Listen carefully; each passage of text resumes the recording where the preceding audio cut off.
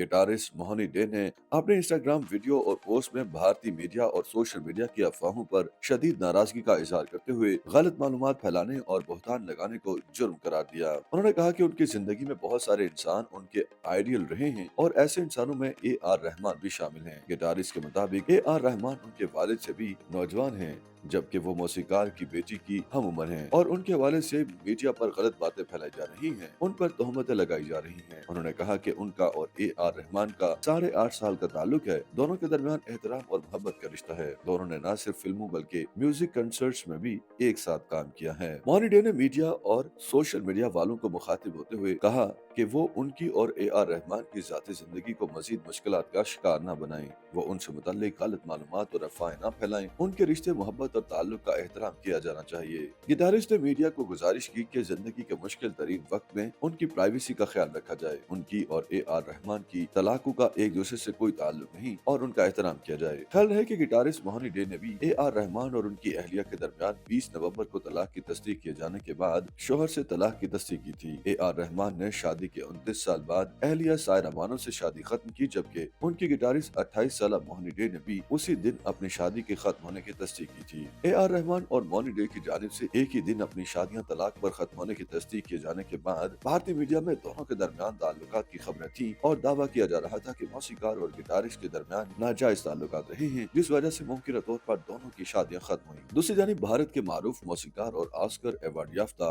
AR. Rahman की अहलिया सायरा बानो ने शोहर से अलहदगी के बाद अपना पहला रद्द अमल दिया है। एक ऑडियो बयान में उन्होंने अपना तारुफ सायरा रहमान के तौर पर कराया और कहा कि वो सेहत के मसाइल की वजह से चेन्नई छोड़कर मुंबई मुंतकिल हुई हैं। उनका कहना था कि इलाज के लिए उन्हें ए.आर. रहमान के मसरूफ शेड्यूल के बायस वक्फा लेने का फैसला करना पड़ा। सायरा बानो ने तामिल मीडिया और यूट्यूबर से दरखास्त की कि वो ए.आर. रहमान के खिलाफ झूठे इल्जामात और बयानबाजी से गुरेज करें, क्योंकि वो एक अजीम शख्सियत और बेहतरीन इंसान है। उन्होंने मजीद लिखा कि वो और ए.आर. रहमान एक दूसरे से गहरी मोहब्बत करते हैं। मुझे उन पर यकीन है और उनके खिलाफ अफवाहें न फैलाई जाएं। सायरा बानो ने वाजे किया कि उन्होंने अपनी अलहदगी के बारे में कोई बाज़ाब्ता ऐलान नहीं किया और जल्द ही इलाज मुकम्मल होने के बाद चेन्नई वापस जाएंगी।